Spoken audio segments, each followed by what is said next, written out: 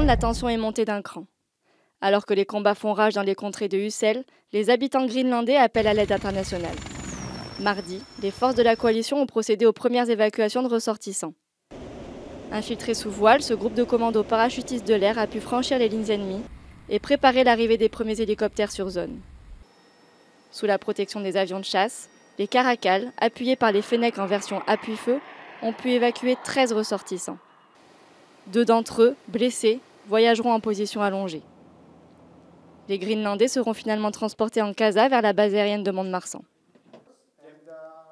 Le lendemain, une nouvelle mission atteint les forces de la coalition, dont la série d'offensives a fortement entravé les moyens militaires redlandais.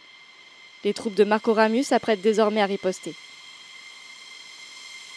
La mission du jour était une mission de défense aérienne qui consistait à protéger un centre de commandement qui était situé à la frontière entre Greenland et Redland. On savait avec nos renseignements qu'il y avait potentiellement une frappe qui allait être montée contre ce centre.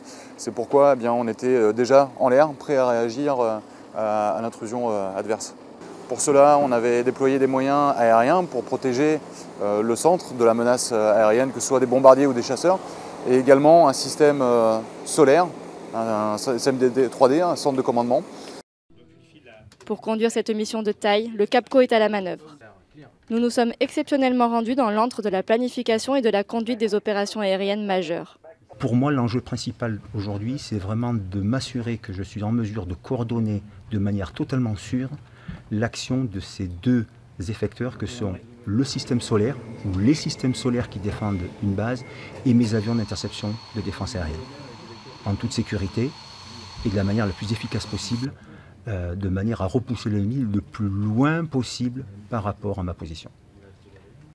Une coordination millimétrée permise par les nombreux spécialistes présents en salle d'opération et par une préparation pensée pour déterminer les meilleures actions à mener. Tout a été planifié. On connaît en avance de phase, on connaît notre adversaire. On l'a planifié, on a estimé, on a évalué ses capacités à venir nous agresser. Nul doute que les prochains jours seront décisifs pour les forces de la coalition, qui, malgré les contre-attaques redlandaises, gagnent petit à petit du terrain en Greenland.